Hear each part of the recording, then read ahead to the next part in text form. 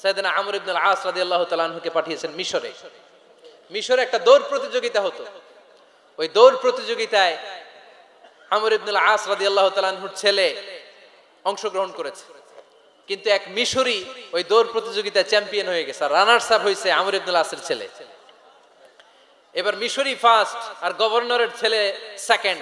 রাগের চোটে আমর ইবনে আল আসের ছেলে ওই মিশরির মাথার মধ্যে কয়েকটা বাড়ি মেরেছে। মিশরি বলে, আমার মাল্লা কেন?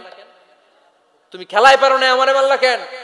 কয়, আনা ইবনুল আকরামিন, আমি গভর্নরের পোলা, আমি যা বলবো এটাই হবে, আমার উপরে কথা নাই। মিশরি ওইখানে আর ঝগড়া বাঁধায় নাই, মনে দুঃখ নিয়ে মদিনায় চলে আসলেন। এসে বললেন, আমিরুল মুমিনিন, আপনি আমর ইবনুল আস রাদিয়াল্লাহু তাআলা আনহুকে মিশরের গভর্নর বানিয়ে পাঠিয়েছেন। একটা প্রতিযোগিতায় আমি চ্যাম্পিয়ন হয়েছি, ওনার ছেলে হয়েছে রানার আপ। কেন সে চ্যাম্পিয়ন হতে পারে নাই? এই কারণে আমার মাথায় লাঠি দিয়ে 3টা বাড়ি মেরেছে। বিচারটা দিছে কার দরবারে? কথা বুঝেন নাই বোধহয়? ওমরে ফারুকের দরবার। ওমরে ফারুক বললেন, তাই আগামী বছরের অমুক তারিখ আমি সব গভর্নরদেরকে ডেকে হিসাব নিতে, ওই দিন তুই থাকবি, পারবি না? মিশরে বলে, পারবো। মানে অবশ্যই পারবো। ওই দিন 7 রাজ্য থেকে 7 গভর্নর হাজির, গভর্নরদের ছেলেরাও হাজির, মিশরীয় হাজির। 7 গভর্নরের কাছ থেকে 7 এলাকার খোঁজ খবর নেয়ার পরে ওমরে ফারুক বললেন, আইনাল মিসরি, মিশরি লোকটা কই, এদিকে আয়। মিশরি সামনে আসার পরে বলল, আমর ইবনুল আস, তুমি মিশরের গভর্নর, তোমার ছেলে সহ তুমি আসো।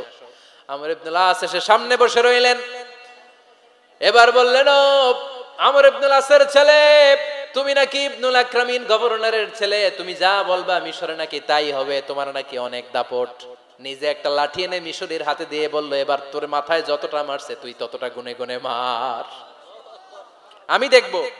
আমর ইবনুল আস দেখবে, আমর ইবনুল আসের ছেলেরে তুই এখানে মার। সে বলতেছে, থাক, আপনি বলছেন এতেই যথেষ্ট, মারা লাগবে না, আমি মাফ করে দিলাম। ওমরে ফারুক বলল, খবরদার, মার, মার ওর মাথার মধ্যে। মিশরি ওমরে ফারুকের ধমক শুনে ভয়ে ভয়ে 3টা বাড়ি মারল। এই বাড়ি মারা দেখেও ওমরে ফারুকের হৃদয় ঠান্ডা হয় নাই। লজ্জায় আমর ইবনুল আস, বয়স হয়ে গিয়েছে সাহাবা, মাথা তখন টাক, মাথায় চুল নাই, লজ্জায় মাথাটা হেট হয়ে মাথাটা নিচু করে রেখেছে। এবার রাগের চোটে ওমরে ফারুক বললেন, এবার আমর ইবনুল আসের টাক মাথার মধ্যে একটা মার, মার। কেন ছেলেকে শিক্ষা দিতে পারে নাই? ইয়া আমর ইবনুল আস, মাতা জাআলতুমুন নাস আবিদা, তোমরা কখন মিশরীদেরকে নিজেদের দাস বানায় নিলা? ওয়াকাদ ওয়ালাদাতুম উম্মুহুম আহরারা, আর ওদের মায়েরা তো ওদেরকে স্বাধীন সন্তান হিসেবে প্রসব করেছে। মানুষদের উপর ক্ষমতাগিরি করার জন্য গভর্নর পাঠাই নাই। খবরদার, জনগণ তাদেরকে দেখভাল করার জন্য তোমাদেরকে পাঠানো হয়েছে, তাদের উপর কোনো অত্যাচার করার জন্য নয়। চিল্লায় বলেন ঠিক কি না? এরকম নেতা কয়টা লাগবে? কয়টা? ওই নেতার নাম কি? ওমর। হা হুয়া ইয়াতি ওমর। 22 জায়গায় বিশ্বনবী কয় একটা, ওমরে ফারুক বলে আর একটা। আল্লাহ বলে, বিশ্বনবী, আপনার পক্ষে আমি আয়াত নাজিল করতে পারলাম না, আমি ওমরের পক্ষে নাজিল করে দিলাম। বিশ্বনবী বলতেন, ইন্নালি কুল্লি উম্মাতিন মুহাদ্দাস, সব উম্মতের মধ্যে, সব নবীদের উম্মতের মধ্য থেকে একজন করে আল্লাহ তাকে মুহাদ্দিস বানাতো। মুহাদ্দিস না, মুহাদ্দাস। মুহাদ্দাস মানে এমন লোক যিনি যা ভাবতো ওই ভাবনাটাই আল্লাহ আয়াত হিসেবে নাজিল করে দিতেন। বিশ্বনবী বলেন, আমার উম্মতের মধ্যে মুহাদ্দাস হচ্ছে সাইয়েদনা ওমর। ওমরে ফারুক যখন খলিফা, দিনের বেলায় যদি রাষ্ট্রে কোনো নিয়ম জারি করতেন, দিনের বেলায় জনগণকে কোনো বিষয়ে যদি নিষেধ করতেন, রাত্রে বেলায় খাওয়ার সময় ফ্যামিলি মেম্বারদের সবাইকে বলতেন, এই দিনের বেলা আমি জনগণকে এই কাজ করতে নিষেধ করেছি, তোমরা আমার ফ্যামিলি মেম্বার, খবরদার তোমরা এই কাজ করো না। জনগণ করলে যতটুকু শাস্তি, তোরা করলে পাবি ডবল শাস্তি। সুবহানাল্লাহ কইবেন না? আমাদের নেতারা ওই বাড়ির বিচার করে, ওই বাড়ির মাইয়ার বিচার, ওই বাড়ির পোলার বিচার, নিজের পোলা গাঞ্জা টানে, আসরে নাই? নিজের মেয়ে অপরাধ করে, আসরে নাই? কি নেতা ছিলেন ওমরে ফারুক! আগে নিজের ঘর সামলিয়েছেন, আগে নিজেকে সামলিয়েছেন, নিজের ঘর ঠিক করেছেন। বলেছেন, জনগণ করলে যত বেদ, তোরা করলে double Veda. This is call leader.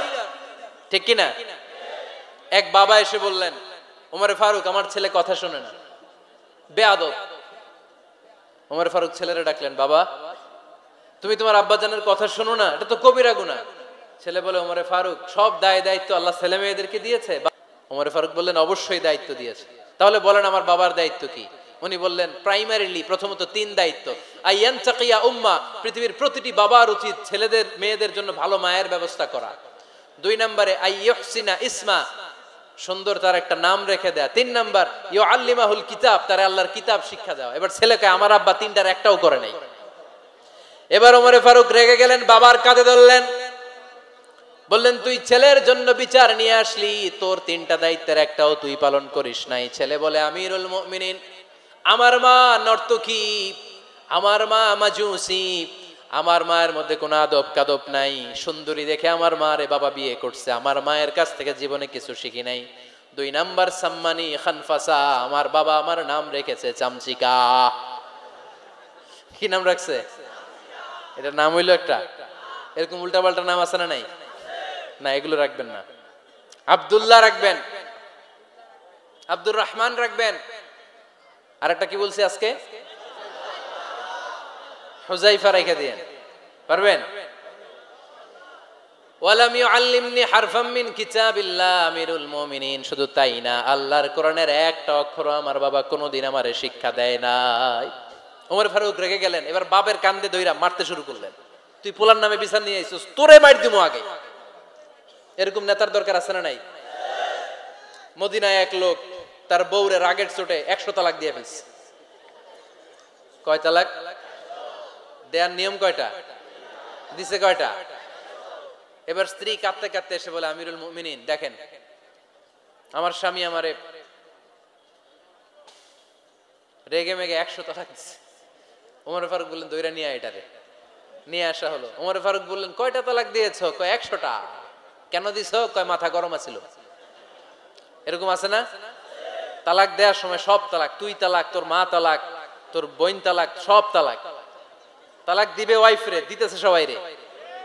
Omar Faruk বললেন দিবে 3টা, 100টা দিলা কেন? কয় মেজাজ গরম ছিল।